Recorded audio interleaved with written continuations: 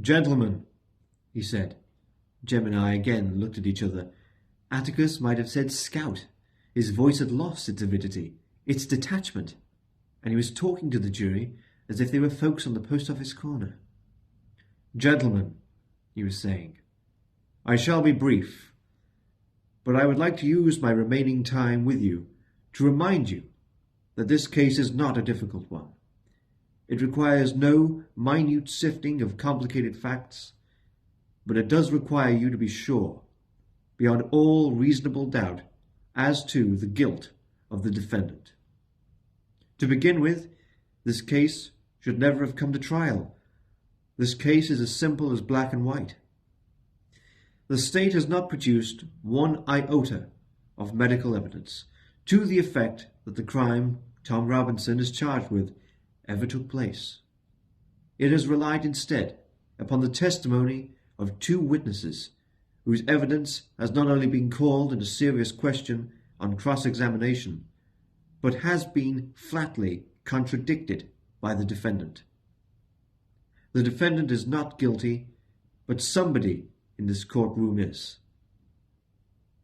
I have nothing but pity in my heart for the chief witness for the state, but my pity does not extend so far as to her putting a man's life at stake, which she has done in an effort to get rid of her own guilt. I say guilt, gentlemen, because it was guilt that motivated her. She has committed no crime. She has merely broken a rigid and time-honored code of our society. A code so severe that whoever breaks it is hounded from our midst as unfit to live with. She is the victim of cruel poverty and ignorance, but I cannot pity her. She is white. She knew full well the enormity of her offence, but because her desires were stronger than the code she was breaking, she persisted in breaking it.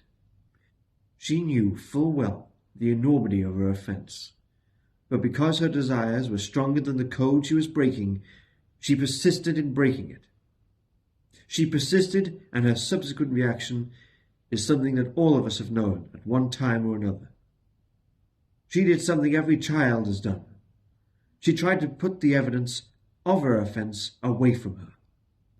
But in this case, she was no child hiding stolen contraband.